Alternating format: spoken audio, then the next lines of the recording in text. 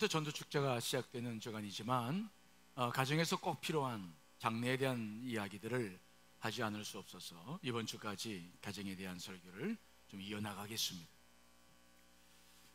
우리가 믿음의 가문을 이뤄나갈 때 꼭 거쳐나가야 될 과정 가운데 하나가 장례식입니다. 우리는 장례식을 통해서 앞서 가신 분들의 신앙과 그 다음에 그분이 남겨놓고 가는 유산들을 잘 정리합니다. 그리고 이것들을 가족들끼리 서로 공유하고 그 다음에 장례 이후에도 추도 예배나 다른 예배를 통해서 계속해서 물려받은 신앙과 정신적 유산들을 이제 나누어 주게 되어 있습니다. 그런데 이 장례식이라고 하는 것이 이게 그저 쉬운 것만은 아니에요. 왜냐하면 다 형제들 간에도 신앙이 다를 수 있고 또 부모님이 살아생전에 이제 베풀었던 사랑 때문에 좋은 점도 있지만 또 서로 형제들 간에 시기와 질투 여러 가지 어려운 문제도 있는 게 현실이죠.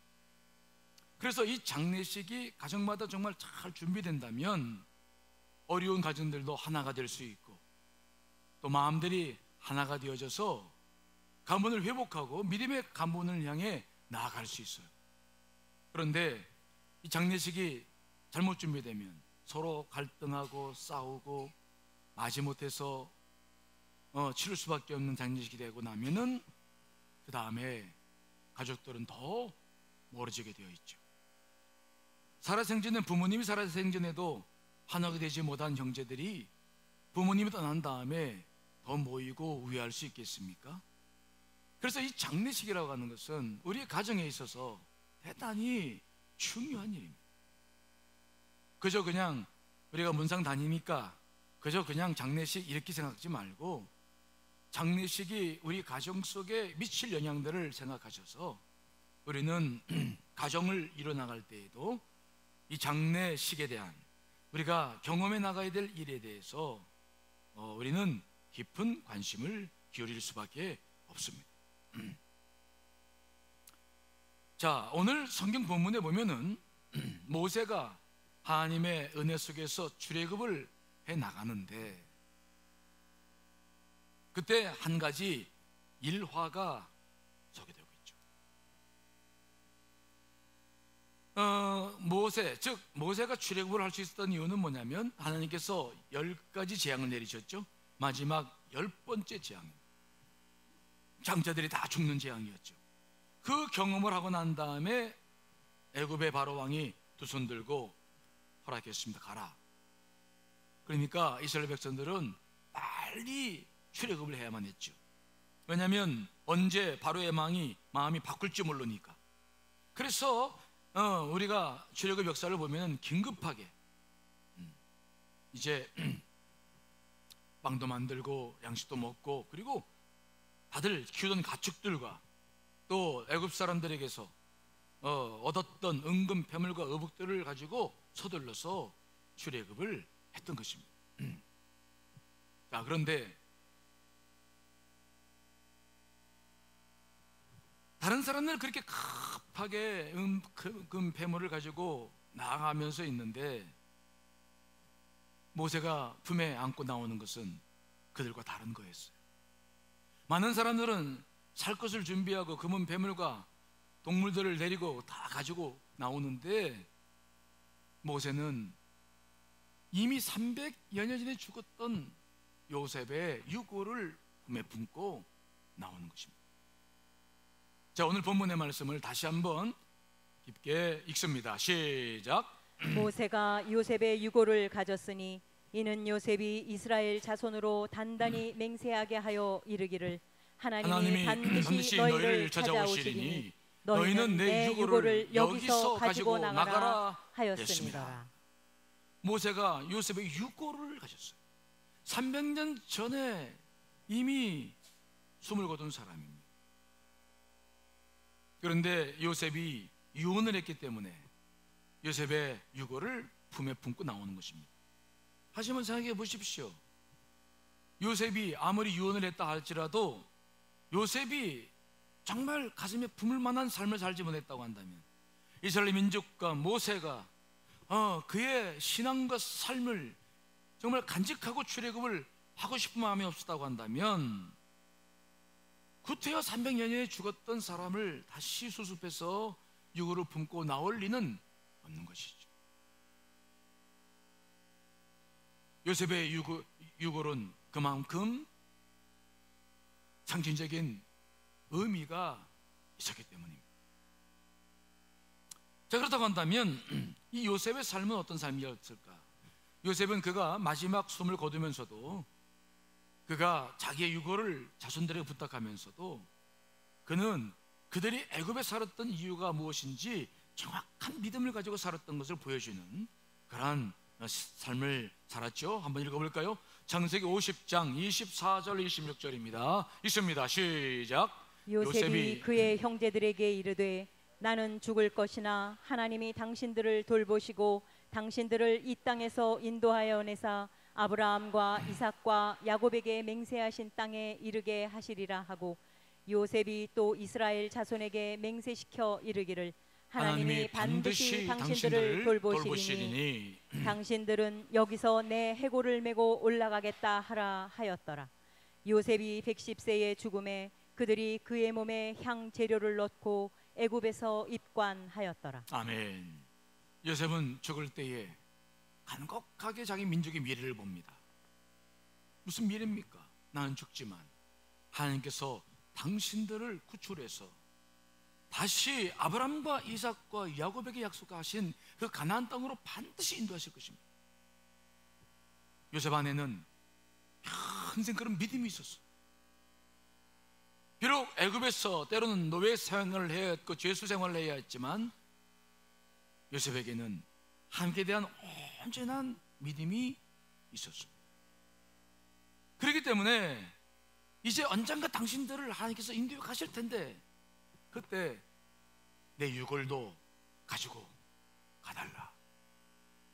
내가 애굽에 살았던 이유는 하나님의 뜻하심과 계획 속에서 내가 살았던 것이지 살고 싶어 사는 것도 아니지 않느냐. 그래 나를 하나님께서 세우시는 그 하나님의 나라에 내 유골을 안식시켜달라라고 부탁을 하는 거죠. 그에게는 이렇게 놀라운 믿음이 있었어. 믿음. 지금 힘들고 어려운 삶을 살아가지만 이 삶의 의미가 무엇인지, 이게 우리 자손들에게 어떤 삶의 의미가 있을 것인지, 왜 우리가 애굽에서 고생하고 있는지 분명한 믿음이 있는 거죠. 그리고 믿음의 삶을 살기 시작하는 것입니다. 자, 여러분, 그가 노예로 살면서 고백했던 것은 무엇입니까? 10대 중반에 노예로 팔려왔습니다. 형들에 대한 미움과 원망과 정말 우울과 얼마나 많은 원망과 시기와 미움과 막 고통이 있었겠습니까? 그런데 그는 믿음으로 그 삶을 살아나갑니다. 자, 우리 창세기 39장 2절 5절이죠. 읽습니다. 시작. 여호와께서 요셉과 함께 하심으로 그가 형통한 자가 되어 그의 주인 애굽 사람의 집에 있으니 그의 주인이 여호와께서 그와 함께 하심을 보며 또 여호와께서 그의 범사에 형통하게 하심을 보았더라. 요셉이 그의 주인에게 은혜를 입어 섬김에 그가 요셉을 가정 총무로 삼고 자기의 소유를 다 그의 손에 위탁하니 그가 요셉에게 자기의 집과 그의 모든 소유물을 주관하게 한 때부터 여호와께서 요셉을 위하여 그 애굽 사람의 집에 복을 내리심으로 여호와의 복이 그의 집과 밭에 있는 모든 소유에 미친지라. 아멘. 가장 어려울 때였습니다. 종살이를 해야 했어요. 근데 그때도 그는 흔들리지 않아요. 하나님께서 자기를 왜 이곳에 보내시는지 그는 알고 있었습니다. 그래서 보디발의 집에서 살고 있으면서도 그는 최선을 다해서, 그래서 하나님께서 그와 함께 하셨고 보디발이 그를 통해서 자기의 집이 형통하게 일어나는 것을 볼 수 있을 만큼 최선을 다하는 거죠. 그를 주관하게 했던 것은 믿음이었어요. 왜 내가 애굽에서 고생하는가? 하나님의 섭리하심이 있다. 나는 비록 여기서 이 땅에 살지만 그러나 다음 세대는, 그 다음 세대는 다를 것이다. 그에게는 그런 믿음이 있었어요. 그가 보디발의 아내의 유혹에 넘어가지 않아서 이제 누명을 덮어쓰고 감옥에 갔어도 그는 절대적으로 그들을 원망하지 않습니다. 거기서도 그는 최선을 다해서, 간수장이 그래서 그에게 모든 옥의 열쇠를 다 맡기고 거기서 들어오는 왕의 신하들을 섬기고 그들의 꿈을 해몽해주고, 다는 알 수 없지만 하나님께서 왜 자기에게 이런 일을 주시는지, 이런 일을 경험하게 하시는지 분명히 이유가 있을 것이다, 하나님의 섭리가 있을 것이다, 그건 철저하게 믿는 것이죠. 그리고 그 속에서부터 바로 하나님의 비전을 이루어 나가는 모습을 우리가 다 알고 있잖아요. 드디어 그는 애굽의 총리가 되었습니다. 힘과 권력을 가졌습니다. 하지만 그는 그것을 가지고 원수를 갚지 않았습니다. 보디발의 아내나 보디발을, 아니 그의 형제들을 아닙니다. 그것도 또한 하나님의 계획 속에 있다는 사실을 철저히 알았죠. 그래서 오히려 양식을 구하러 온 자기 형들에게 그들이 요셉이 총대가 되었다는 사실 앞에 근심했을 때 오히려 그들을 위로하죠. 자, 우리 창세기 45장 5절 말씀 한번 읽어보겠습니다. 시작. 당신들이 나를 이곳에 팔았다고 해서 근심하지 마소서, 한탄하지 마소서. 하나님이 생명을 구원하시려고 나를 당신들보다 먼저 보내셨나이다. 원망하지 않습니다. 슬픔에 사로잡히지 않습니다. 또 종료되었다고 그 기쁨에 교만해지지 않습니다. 그는 왜 자기가 지금 종료가 되었는지도 정확히 알고 있습니다. 왜입니까? 당신들이 나를 이곳에 팔았던 것도 바로 하나님이고, 내가 종살이를 하고 옥살이를 했던 것도 하나님께서 하신 것이고, 내가 지금 총리가 된 것도 하나님께서 하신 것입니다. 하나님께서 당신들의 생명, 우리 민족의 생명을 구원하시려고 나를 당신들보다 먼저 보낸 것뿐입니다. 철저하게 그의 삶을 믿음으로 하나님의 섭리 안에서 살고 있어요. 나중에 이제 야곱, 요셉의 아버지가 눈을 감습니다. 그러니까 그 형제들이 더 이제 불안해집니다. 왜? 아버지가 살아계실 때는 요셉이 어쩔 줄 모르겠는데 이제 아버지가 죽으면 요셉이 분명히 원수 갚을 것이다. 그래서 요셉에게 찾아와서 무릎을 꿇고 용서를 구했을 때에도 요셉은 눈물을 흘리며 그들에게 분명하게 신앙을 고백하죠. 자, 여러분, 창세기 50장 18절 21절입니다. 있습니다. 시작. 그의 형들이 또 친히 와서 요셉의 앞에 엎드려 이르되 우리는 당신의 종들이니이다. 요셉이 그들에게 이르되 두려워하지 마소서, 내가 하나님을 대신하리이까. 당신들은 나를 해하려 하였으나 하나님은 그것을 선으로 바꾸사 오늘과 같이 많은 백성의 생명을 구원하게 하시려 하셨나니 당신들은 두려워하지 마소서, 내가 당신들과 당신들의 자녀를 기르리이다 하고 그들을 간곡한 말로 위로하였더라. 아멘. 요셉의 형들에게는 그런 믿음이 없었어요. 왜 자기들이 애굽에서 살고 있는지도 몰랐습니다. 아브라함과 이삭과 야곱의 약속의 말씀들이 자신을 통해서 이루어질 것을 깨닫지 못합니다. 역사의식도 없습니다. 그저 그냥 요셉에게서 해만 받지 않으면 될 것이라 생각했지만 요셉은 달랐어요. 요셉은 왜 자기가 애굽에서 총리가 되고 있고 자기가 해야 할 일이 무엇인지를 정확히 합니다. 그 형들에게 말하지 않습니까? 내가 당신들과 당신들의 후손들도 책임지겠다. 왜 자녀들까지 책임지겠다고 하는 것입니까? 그들을 통해서 다음 세대가 펼쳐지기 때문이죠. 그들을 통해서 하나님 역사가 이루어지기 때문이죠. 그래서 요셉은 자기의 모든 걸 들여서 자기의 가문을 지켜내고 하나님의 뜻을 이루고 당신들의 후손들까지도 책임질 테니 제발 옛날 일로 인해서 더 이상 연약해지지 마십시오. 그렇게 그는 믿음을 가지고 살았고 그 믿음의 삶으로 자기 민족을 세웠기 때문에 이미 300년이 지났지만 모세는 그 요셉의 유고를 찾고 그의 신앙을 품고 나가는 것을 보는 거예요. 그저 그가 애굽의 종류를 잘 먹고 잘 살았다고 한다면 이런 은혜는 없었을 것입니다. 하지만 그의 삶, 그의 죽음 앞에 숨겨져 있는, 그의 유골 속에 숨겨져 있는 그의 신앙, 그의 믿음, 민족을 향한 비전, 요셉은 그것을 품고 나가고 있는 것을 보는 거예요. 여러분, 저는 오늘 우리가 모세의 이러한 일들을 바라보면서 저는 여러분께 두 가지의 문제들을 나누려고 해요. 첫째는 뭡니까? 우리가 지난 시간에도 말씀을 드렸지만은 우리가 인생을 살아가면서 놓치지 말아야 될 게 있습니다. 무엇을 남길 것인가 하는 거예요. 그저 한 세월 잘 먹고 잘 살았다가 아니라 내가 정말 다음 후손들에게 무엇을 남길 것인가? 지금 나는 무엇을 남기고 있는 것인가? 나는 정말 내 생에는 자손들에게 무엇을 남길 수 있는가?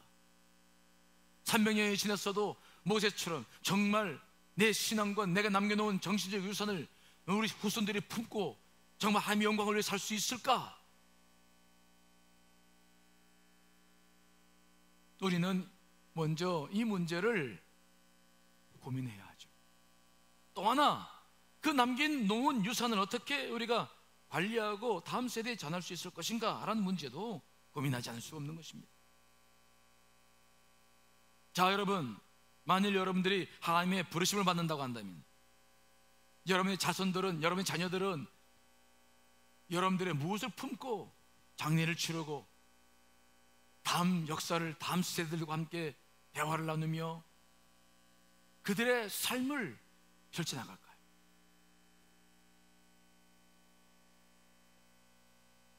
우리는 그러한 문제들을 고민 안 하면 안 됩니다. 그것이 우리가 삶을 사는 중요한 또 하나의 이유가 되기 때문이죠. 다음 세대, 우리가 지난 시간에도 그렇고 제가 계속 다음 세대를 걱정하죠. 걱정될 수밖에 없어요. 무엇을 남길 것인가 고민하지는 않을 수 없는 것입니다. 에브라임 링컨의 어머니처럼 정말 우리가 여러분 어려운 여건 때문에 물질을 물려주지 못할 수도 있어요. 하지만 손때 묻은 성경과 믿음은 물려줘야 되지 않겠습니까? 다음 세대를 향해서 너희들에게 맡기신 사명, 하나님의 역사를 바라보면서 비전을 남겨줘야 줘야 되지 않겠습니까? 다른 건 몰라도 우리의 믿음은 우리가 남겨줘야 될 필요가 있지 않을까. 언젠가 제 딸이 제 서재에 오더니 뭘 막 찾아요. 그래서 뭘 살피냐? 전 책을 찾는 줄 알았더니 한참을 찾더니 그래요. 아빠, 아빠 나중에 하나님 부름 받으면, 응? 아빠가 부름 받아? 아직 안 살아있어? 아니, 지금이 아니라 나중에 하나님 부름 받으면 기분이 살짝 나쁘더라고요. 그래, 하여튼 나중에 그런 일이 있지. 그런 일이 있어도 우리는 참 이렇게 아직도 그래서 아빠가 부름 받고 난 다음에 내가 아빠 거 가질 거 하나 있어. 뭐냐? 그랬더니 제 방에 가면은 우리 장로님들 장로 취임 때 만들어야 되는 기도손이 있어요. 기도손 모형을 만들잖아요. 기도하면서 사는 것들. 우리 딸이 뭐냐면 아빠 저 기도손 모형은 내 거야. 예인 주지 마. 그래요. 그래서 아니 내가 죽으면 뭐 니들이 알아서 하는 거지. 아니 하여튼 저건 내 거야. 그래서 그거 왜 그러냐? 그거보다 좋은 것들도 있는데 왜 너는 그거를 가지려고 그러냐? 그랬더니 우리 딸이 그러는 거예요. 아빠랑 내가 30년 살아왔는데 정말 아빠에게 도전받는 거 하나 있어. 뭐냐? 아빠 믿음이야. 믿음. 나한테는 왜 저런 믿음이 없는지 몰라. 아빠는 정말 믿음의 사람이었어. 그래서 정말 내가 아빠 저 기도하는 손, 믿음의 저 손은 내가 좀 갖고 싶어. 다른 건 나 몰라도 저건 내 거야. 그러더라고요. 그래서 제가 그래, 아이들이 그냥 사는 것 같아도 다 보고 있구나. 여러분, 우리 딸이 제 믿음을 갖겠다고 한다면 저도 괜찮은 삶을 사는 건가요? 기뻤어요. 그래, 내가 물질은 못 주지만 그래, 너희들이 아빠의 믿음을 갖겠다. 야, 참 고마웠어요. 오늘 모세를 보십시오. 그 출애굽의 그 두려운 광야로 나가면서 그가 의지하고 싶은 게 무엇입니까? 그게 품에 품고 나가는 것이 무엇입니까? 믿음 아닙니까? 요셉의 삶, 숭고했던 그의 삶, 그의 믿음, 모세와 이스라엘 백성들은 그것이 필요했던 거예요. 여러분, 우리의 남은 삶 속에서 무엇을 물려줄 것인가? 여러분, 고민하며 사시기를 간절히 축원합니다. 장례식은 이러한 것들이 아주 중요합니다. 그 다음에 우리가 관심 가져야 될 것은 뭐냐면, 이제 이러한 영적인 유산들, 우리 부모들이 남겨놓고 가는 이 영적 유산들을 어떻게 간직하고 어떻게 물려줄 것인가 하는 문제죠. 모세는 요셉의 유고를 품에 품고 그는 광야 40년을 살았을 것입니다. 어떻게 안치했는지 성경에 나와 있지 않으니까 우리가 생각할 수는 없겠습니다만은, 그는 요셉의 그 믿음과 비전을 품고 광야 40년을 살았죠. 그리고 그가 가나안 땅에 들어갈 수 없을 때에 여호수아를 불러서 아마 요셉의 유언을 물려줬을 거예요. 요셉의 신앙과 믿음은 광야 생활하는 모세와 이스라엘 백성들에게는 중요한 기준이 되었고 중요한 모델이 된 줄 믿습니다. 자, 그렇다고 한다면 우리에게도 우리 선조들이, 우리 부모님들이 남겨놓고 가는 영적 유산들을 잘 간직하고 우리가 이제 펼치고 살아가야 될 텐데, 그것들을 어떻게 남겨줘야 되느냐? 이것들의 첫 출발은 장례식입니다. 장례식을 경험해 보신 분들이 계시겠습니다만은, 그 장례식장이야말로 앞서가신 분의 삶이 어떤 삶이었고, 그들이 자녀들에게 남긴 것은 무엇이었고, 또 우리가 품에 품고 나가야 될 것들은 무엇인지를 정리하고 또 그것들을 서로 나누고 그 가문에게 중요한 신앙을 심는 첫 출발이 장례식이죠. 그러므로 우리는 이 장례식을 가정에서 치를 때마다 그냥 치러서는 안 돼요. 어떻게 장례식을 준비하고 이 장례식 이후에 어떻게 가정이 될 것이고, 이 장례식을 그래서 어떻게 우리가 준비해야 될지에 대해서 분명한 생각을 가지고 이 일들을 이뤄나가야 돼요. 저는 그래서 짧은 시간이지만 우리 교회에서 치르고 있는 장례 절차에 대해서 여러분들에게 좀 나누고 싶어요. 먼저 우리 교회에서 치르고 있는 장례는 직계 가족에 한해서만 교회에서 교회장을 치릅니다. 예를 들어서 양가 부모님, 또 나, 신앙생활하는 나, 내 자녀들, 이 직계 가족에 의해서만 합니다. 이쪽 친정까지 포함해서. 나머지 여러분들의 친척들을 다 할 수 없는 것은 그만큼 교회가 그렇게 감당할 수 있는 여력이 되지 않기 때문인 것을 여러분들이 양해해 주셔야 돼요.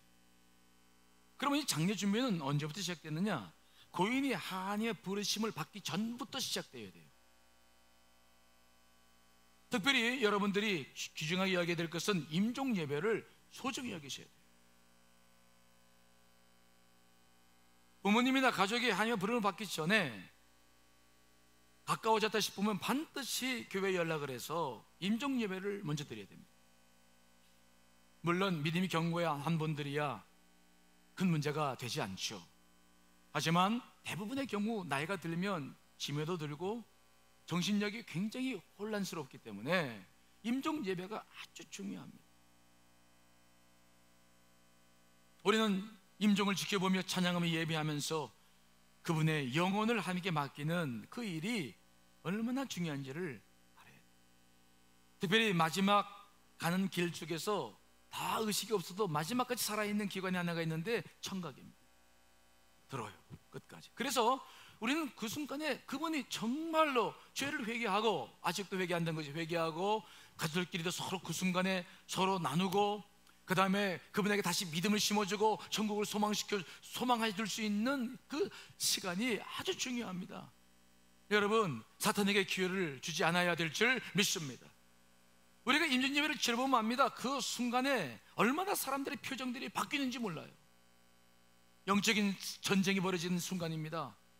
그래서 예배를 드려보면 알지만 괴로워서 하던 분들도 예배를 탁 드리고 천국의 소망을 심어지면 얼굴이 확 펴집니다. 천국의 소망을 안고 가게 되어 있어요. 그러므로 특별히 믿음이 부족하거나 아니면 병을 오래 앓았던 분들 같은 경우에 여러분, 임종 예배를 여러분들이라도 연락이 안 돼서 급한 사정이 있으면 어떻게든지 찬양 부르고 예배하면서 그 영혼을 함께 맡겨나가야 될 줄 믿습니다. 중요한 순간입니다. 만일 임종 예배를 드릴 수 없었다고 한다면 이제 우리 교회에서는 그 고인을 모시고 난 다음에 또 운명하고 난 다음에 그 병원이든 장례식장이든 쫓아가서 임종 예배를 반드시 드립니다. 그렇게 해서 이제 장례가 시작되죠. 임종 예배가 끝나고 난 다음에 그 다음에 하는 일이 뭡니까? 장례식장을 결정하죠. 요즘은 요양원이나 병원에서 하며 부르심을 많이 받고 있습니다만은 장례식장은 그래서 늘 결정을 해야 되죠. 그런데 장례식장에서 장례식장 결정할 때 여러분들이 고려해야 될 사항들은 여러 가지가 있을 수 있습니다. 그것들은 여러분 개인적인 결정을 할 수 있으니까 제가 말씀드릴 필요 없는데, 다만 하나, 빈소를 꾸미는 일에 있어서는 여러분께 오늘 말씀드려야 됩니다. 일반적인 장례식장에서 빈소를 꾸밀 때에는 유교적인 전통이나 불교적인 전통 속에서 지금도 빈소를 꾸미고 있어요.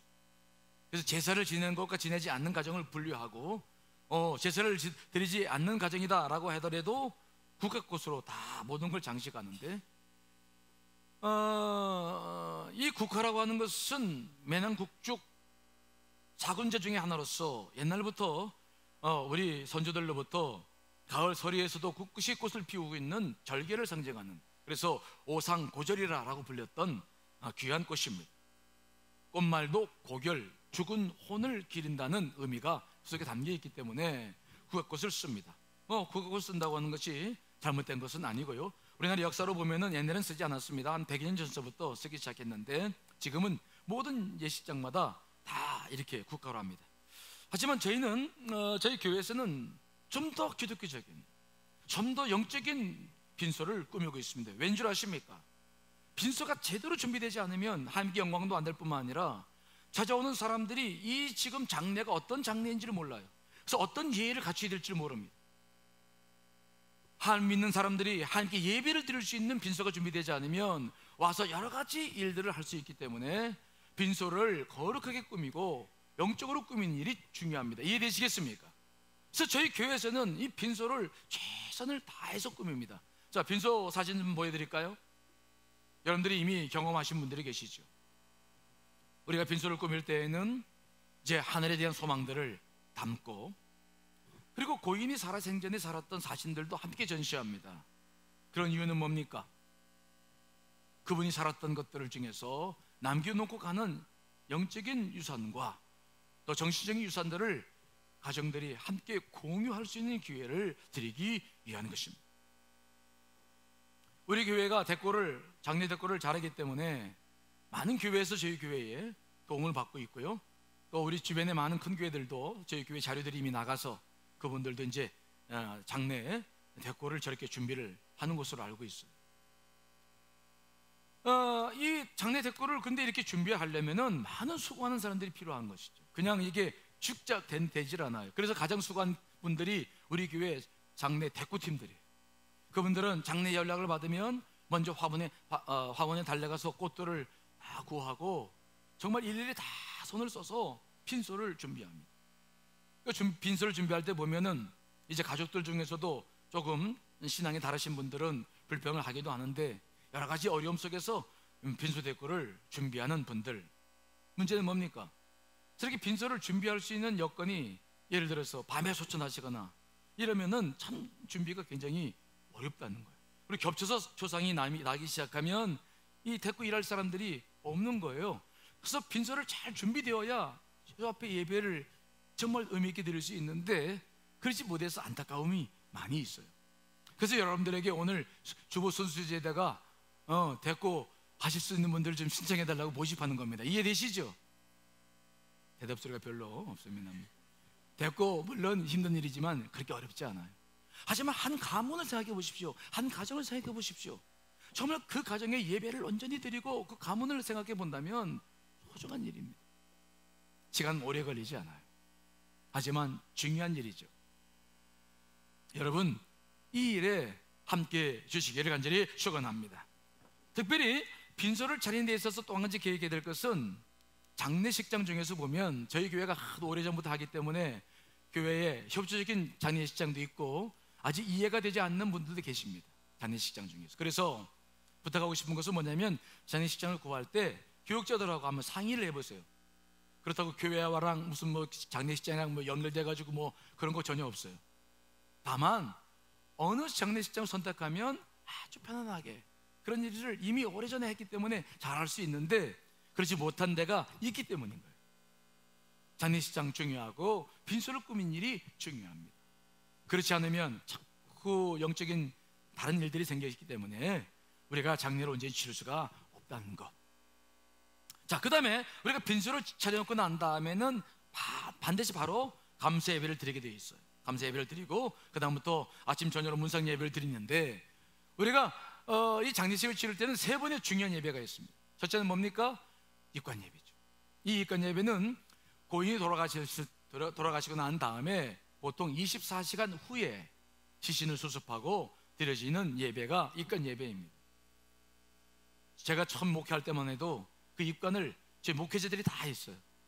근데 지금 이제 담당하신 분들이 계셔서 그렇게 하지 않습니다만은 마지막 가시는 길 참 중요합니다.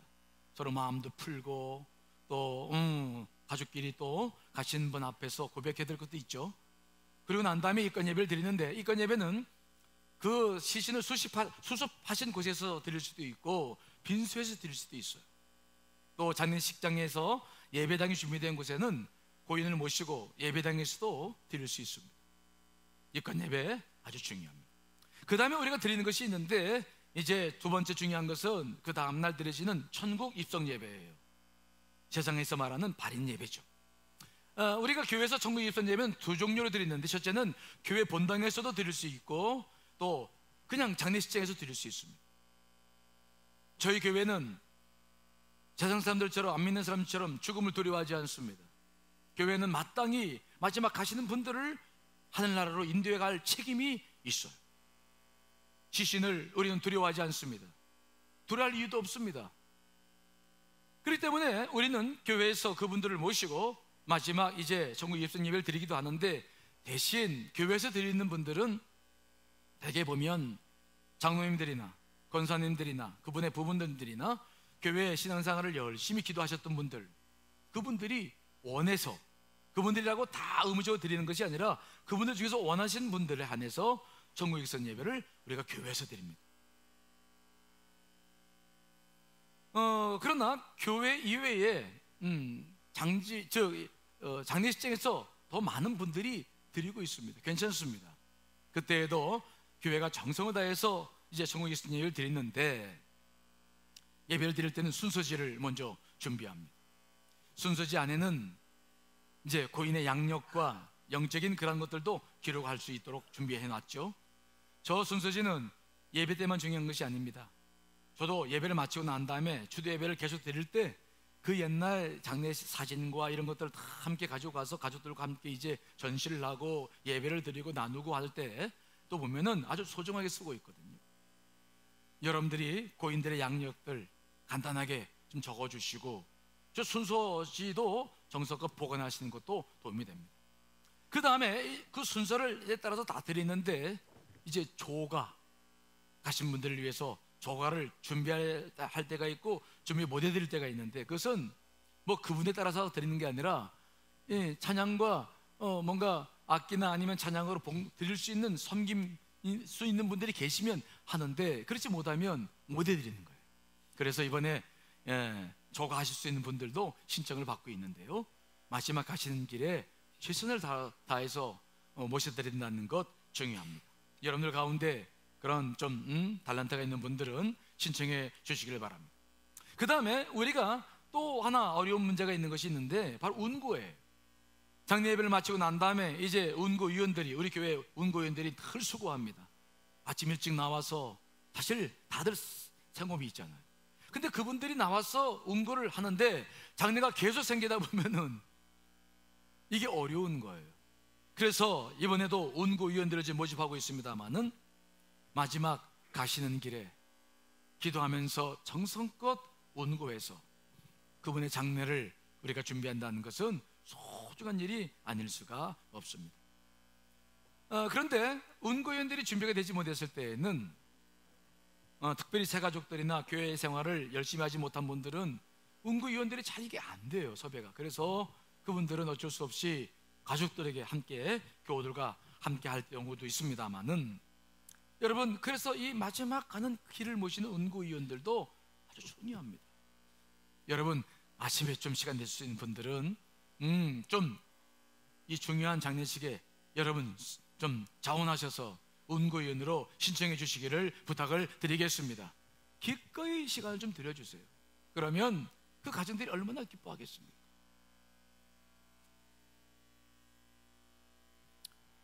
그렇게 운구를 해서 이제 나중에 화장장에 가시기도 하시고 매장 하시는 분도 계십니다만은, 화장장이나 아니면 매장 할 때에 이제 부활 대망 예배, 하관 예배를 드리면서 모든 장례가 이제 마무리 되어져 갑니다. 우리는 이렇게, 교회는 마지막 여러분들의 가정 속에서 이 장례 절제가 잘 이루어지고 그 장례식 이후에 여러분들이 함께 앞서가신 분들의 신앙과 그분들의 영적인 유산을 나눌 수 있도록 여러분들에게 장례식을 이런 의미에서 준비를 하고 있는 것입니다. 장례식 소중합니다. 여러분, 그러므로 신앙생활 할 때 두 가지입니다. 내가 지금 무엇을 남길 것인가, 또 우리는 이 장례식을 어떻게 잘 치루어서 다음 세대와 함께 신앙을 나눌 수 있을 것인가. 소중한 일들이 우리 가정 안에서 해야 할 일들입니다.